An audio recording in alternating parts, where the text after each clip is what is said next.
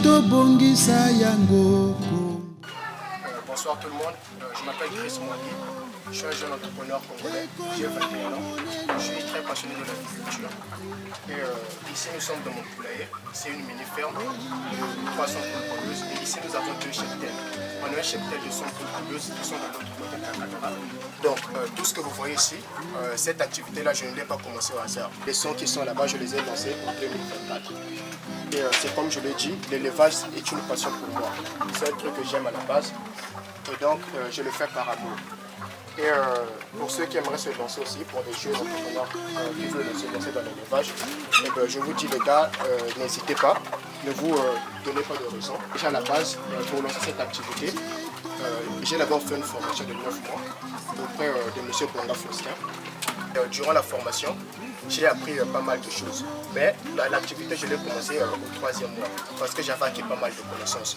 Et à l'époque, je me rappelle que j'avais suivi une vidéo YouTube sur la page de M. Jean-Cyr Mekabetep, si je ne me trompe pas. Il avait visité un éleveur qui disait justement que pour lancer 100 poules pondeuses en République du Congo, tu dois avoir 700 000, voire 800 000. Et moi, à l'époque, j'avais 500 000 francs. Avec la connaissance que j'avais, je me suis dit, bon, j'ai déjà 500 000 et j'ai aussi la connaissance, pourquoi pas démarrer. Et pour ce faire, j'ai construit mon bâtiment de 200 poules pondeuses, mais j'ai démarré avec 100.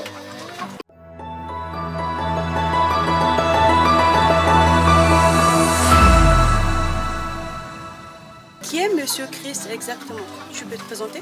Oui. Monsieur Chris est un jeune entrepreneur congolais. Je vis à Brazzaville. Je suis passionné de l'agriculture, plus possiblement l'élevage de poules pondeuses, ainsi que des poulets de chair. Est-ce que tu fais des études en parallèle de cette activité? Bon, j'ai eu mon baccalauréat en 2023. Malheureusement, la première des choses que j'ai fait après mon baccalauréat, c'est de me lancer dans cette activité. Je voulais faire le concours d'ENSAF, mais je me rappelle à l'époque, il y avait un frère à moi qui savait que je faisais l'élevage. Et celui qui m'avait informé que le département de la jeunesse en forme des jeunes en élevage. Et lorsque j'avais bien réfléchi, entre faire le concours d'ENSAF et faire ma formation pour démarrer mon activité, je pense que la formation était la meilleure chose pour moi. C'est quoi le concours d'ENSAF? C'est quoi exactement ENSAF? Le concours d'ENSAF, c'est une université de Marion Gwabi où on apprend l'élevage, l'agriculture, en fait l'agroéconomie dans l'ensemble. D'accord. C'était plus avantageux pour toi de directement faire ton activité, à faire genre une courte formation et passer à l'acte? C'était plus intéressant pour toi que de faire, c'était la fac, hein, c'est ça, que de faire la fac? Bon, en fait, aller à l'université, déjà moi à la base, j'ai pas assez de moyens. Donc du coup, je me disais que si je vais à l'école, déjà le concours pour le faire, ça demande de l'argent. Et à l'école aussi, il faut acheter des documents. Et lorsque je visualisais dans le futur, je me disais qu'en fait, si je vais à l'école, je risque de travailler du genre d'aller chercher un diplôme pour à la fin. Je ne sais pas si on va même me recruter en fait. Alors que mon activité, moi lorsque j'avais réfléchi, j'étais sûr qu'en fait si j'ai la connaissance, en tout cas je peux me lancer. Aujourd'hui, en termes de quantité, tu as dit tu as combien de poules exactement? J'en ai 300. 300, oui. D'accord. Et tu as à peu près combien d'œufs par jour? Bon, les 100 qui sont là-bas, parce que j'ai dit que c'est 300 pondeuses divisées en deux cheptels. Les 100 qui sont de l'autre côté. C'est quoi les cheptels? Parce que c'est des termes. Le cheptel, ouais, c'est l'ensemble de plusieurs sujets. On appelle ça un cheptel. L'ensemble de plusieurs sujets, des poules. D'accord. Oui. Ok. Et donc, des poules, on peut les appeler par des sujets. D'accord, ok. Et donc, les 100 qui sont là-bas, j'ai 2 palettes et demi. Et pour les 200 qui sont ici, ils sont à 5 mois, 1 semaine. La ponte a commencé hier, j'ai vu mes premiers œufs. Il y en a combien là? La ponte, elle a commencé hier, les œufs sont là. D'accord. Ici, j'en ai 2. Là, t'en as combien là, des pondoirs? Et les pondoirs, bon, j'en ai, en fait, c'est une seule pondoir avec 16 box. Des compartiments? Ouais, j'ai 6 box en haut et 6 box en bas. Il y en a 12? Oui, il y en a 12 en total. D'accord. Et c'est largement suffisant pour les 200? Bon, je compte ajouter. C'est pas suffisant. Ouais, c'est pas assez suffisant. C'est insuffisant là. Oui, c'est insuffisant. Tu comptes ajouter? Oui. D'accord. Et par rapport à l'emplacement, ça va? Oui, l'emplacement, ça va. Par rapport, je vais dire, par rapport à l'espace? Oui, l'espace, ça va, oui. Je vois que les poules, ils ont aussi des percheurs. Ils ont le temps de se percher. D'accord, parce qu'une poule, normalement, doit occuper, pour son épanouissement, là, c'est quoi l'espace qu'une poule est censée occuper, là? Oui, l'espace pour les poules, en fait, dans l'élevage, quand tu veux te lancer, si tu veux calculer l'espace, c'est 1 mètre carré pour 5 ou 6 têtes. D'accord. Oui. Et là, on est largement enfin, on est largement ou pas? Ouais, C'est où ici, ils sont serrés, là. le bâtiment ici, c'est le long c'est 40 mètres, D'accord. la largeur c'est 3 mètres, le total fait 60 mètres carrés. D'accord. Et donc, c'est un bâtiment qui peut accueillir jusqu'à combien de poules? 300 poules, oui, oui. Non, la longueur c'est 20, je me suis trompé, excusez, la longueur c'est 20 et la largeur c'est 3. D'accord. Donc, c'est pile poil, on est dans, Oui, 60, dans ce qu'il faut là, oui. par rapport à la quantité des poules. Ah oui. Et donc là, c'est quoi en rouge et blanc là? Parce que Ce moi, sont les abreuvoirs. je suis pas du métier, hein, donc Ah il oui. faut que tu présentes. Et comment ça se passe? Bon, les abreuvoirs, là, parce que là il fait déjà tard, donc elles ont déjà de l'eau. Ok. Donc ici, ça sert seulement à boire l'eau, comme je l'ai dit. D'accord. Et comment On vous les chargez? ouvre Comment ça se passe? On les ouvre fait un comme petit ça, peu, ok. on met l'eau, Ok. ensuite on met le couvercle. Ok, il faut mettre à l'envers, ok. Là, comme ça, à l'endroit. On referme comme Et ça. vous refermez. Et d'accord. Et du coup, ça fait le dosage. C'est comment ça se fait Oui. que... Ce sont des abreuvoirs de 6 litres. D'accord. Mais comment ça se fait? C'est l'eau qui... c'est au fur et à mesure qu'ils boivent que l'eau sort. Que l'eau diminue, oui. Que l'eau Donc diminue. l'eau est là pendant qu'ils boivent. Ici, il y a un petit trou au niveau des abreuvoirs. D'accord. Attendez, je vais vous montrer. Ok. Le trou, il est là. Voilà, juste ici. D'accord, ok. L'eau sort par ici pendant que les poules boivent. Et ça soigne pas? Parce que non? Non, ça C'est va. quelque chose qui est dosé, c'est bien. Bien. Oui, ça c'est bien ça. Et ça marche. Et c'est quoi en rouge bordeaux là? Ouais, ça ce sont des mangeoires. Les mangeoires? D'accord. Vas-y, montre-nous Et donc là, les comment ça mangeoires, se passe. là j'ai de l'aliment. Donc le soir, actuellement, je leur donne 10 kilos le matin. Et C'est quel genre d'aliment ça? ça c'est l'aliment, bon ça c'est l'aliment poulette encore. Parce que j'ai dit la ponte a commencé hier. En fait dans mon stockage là, il me restait 75 kilos de la poulette. Et donc même s'ils ont pondu les premiers œufs, déjà les premiers œufs à la base, elles pondent ça avec l'aliment poulette. Donc certes que j'ai les premiers œufs, mais je ne peux pas d'abord passer à l'aliment ponte sans pourtant finir la poulette. Donc voilà pourquoi je vous ai servi ça. Et vous allez aussi remarquer que des mangeoires sont en rouge. Le rouge là, c'est tout à fait normal parce que la poule pondeuse est attirée par la couleur rouge. D'accord. Et la même couleur, vous allez aussi la trouver au niveau des abreuvoirs. Vous allez aussi voir, il y a le rouge qui est là. D'accord. Ça, Donc c'est une très poule voit mieux le rouge. Oui, le rouge, C'est ça. D'accord. La poule attirée par la couleur rouge. Voilà, la couleur rouge. D'accord, ok.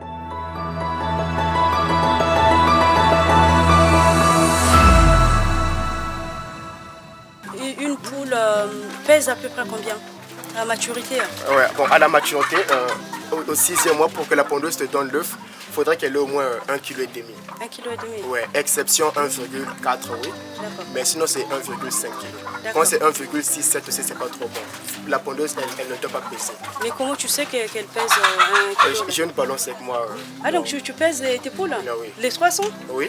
Ah, tu arrives à les différencier, Ouais. tu arrives à savoir. Ouais, Tu fais parce- comment pour les peser? C'est-à-dire que tu les mets dans un enclos? Non, Ceux que tu pèses pas, bon, comment vu que tu moi fais? dehors j'ai de l'espace, même quand je nettoie le bâtiment, Oui. moi mes poules je les sors dehors. D'accord. Je Ouais, les c'est sors cool. tous dehors, je nettoie le bâtiment, je mets le copeau, ensuite je les fais encore rentrer. D'accord. Oui. Ah, ok. Donc tu connais le poids de chaque poule? Oui, Donc, même dans la quarantaine, j'ai 3 poules. Les D'accord. 3 poules que j'ai dans la quarantaine, j'ai remarqué, il y a une poule qui a 1,2 kg. D'accord. Il y a une poule qui n'a même pas encore atteint 1 kg et il y en a une qui pèse 1 kg. D'accord. Et donc, vu que la ponte a déjà commencé, au lieu de les garder dans le bâtiment, Ok. je me suis dit qu'il faut que je les ramène en quarantaine où je vais bien les nourrir. Bien je, les leur, nourrir, ouais, je leur donne pour grossir l'aliment en permanence. D'accord. Ouais, donc j'ai 3 en quarantaine là-bas et ceux-là je suis en train de le rattraper. Je dois faire de mon mieux durant ces 3 dernières semaines qu'elles atteignent au moins 1,5 kg pour que je les ramène dans le cheptel. D'accord.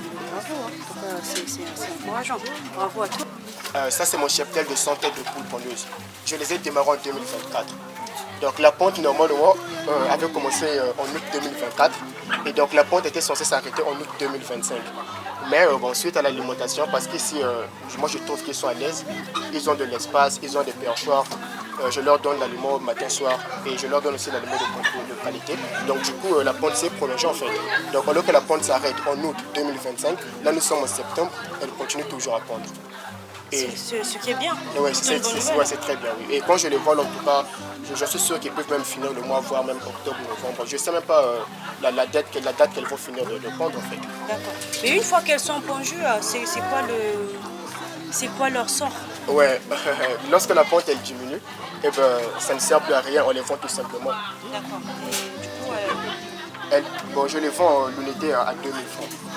Donc après la ponte, en fait, tout ce qu'on peut faire, c'est les vendre. Voilà, pour ceux qui veulent consommer du poulet bio, ils peuvent aussi en profiter d'en prendre.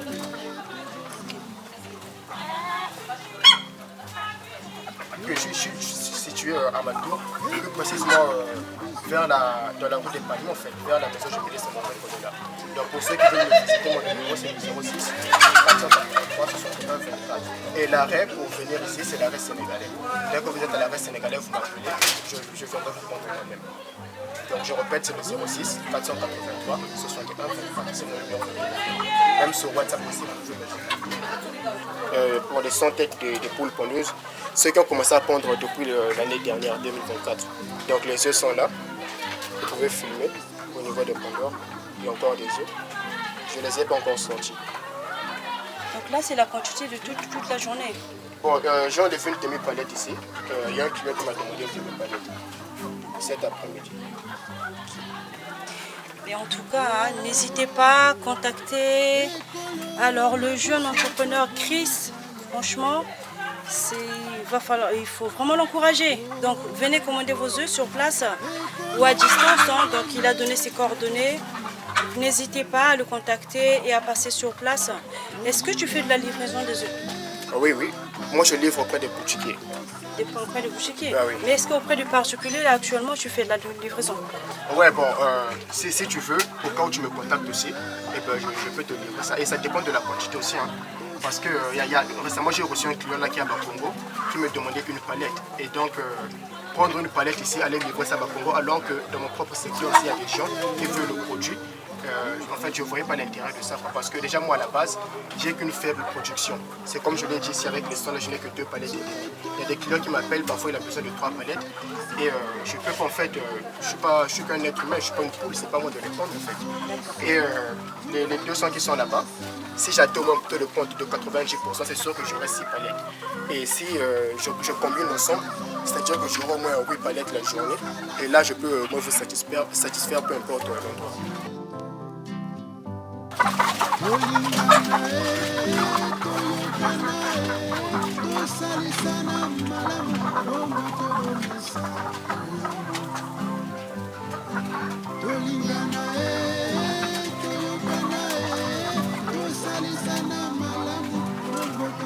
Et là, c'est la star. Hein. C'est prêt au jeu, là.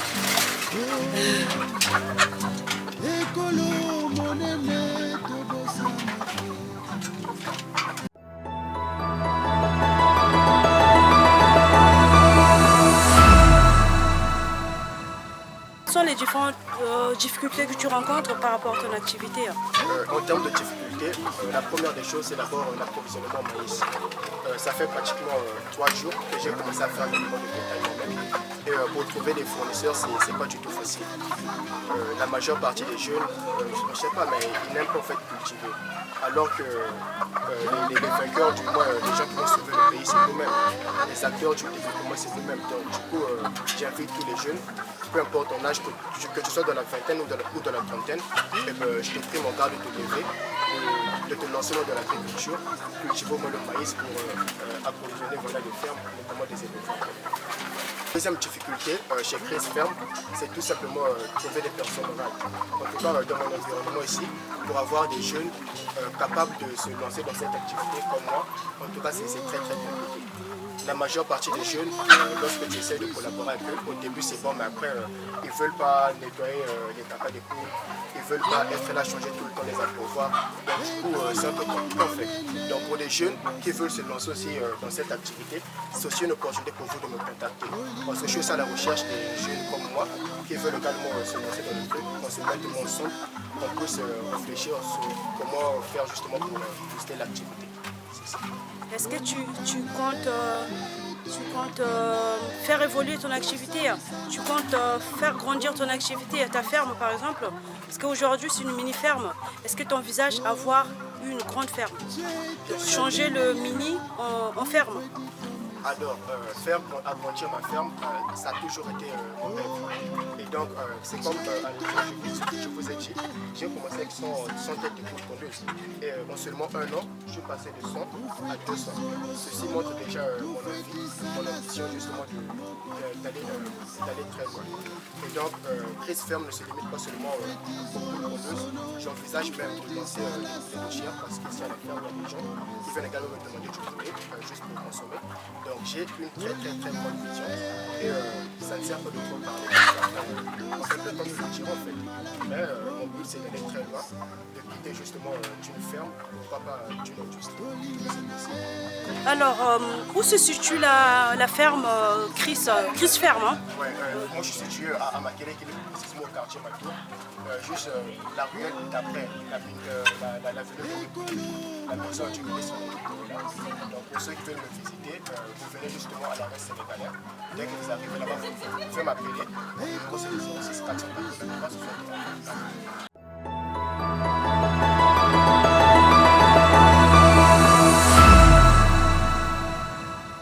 Chris, un dernier mot? Ok, en fait, premièrement, je remercie l'Éternel. C'est pas mon type, donc toujours, il faut toujours mettre Dieu devant. Et donc, moi de mon côté, certes que je suis fort, j'ai au moins ce mindset-là d'aller de l'avant, mais je suis sûr que sans Dieu, je ne pouvais pas arriver jusqu'ici. Et deuxièmement, je remercie aussi moi-même d'avoir tenu, parce que j'ai fait face à plusieurs difficultés, mais malgré tout cela, je n'ai pas pu abandonner. Et je remercie également l'équipe de Télé Service pour cette lumière. Ça fait 2 ans que je travaille ici. Et cette vidéo, c'est en fait, c'est une lumière pour moi en fait. Et donc du coup, toute l'équipe de Télé Service, je vous remercie. Et pour vous les jeunes qui veulent vous lancer, en tout cas n'hésitez pas, offrez-vous les moyens les gars, ne vous donnez pas de raison. Peu importe ce que tu as, commence tout simplement. Merci.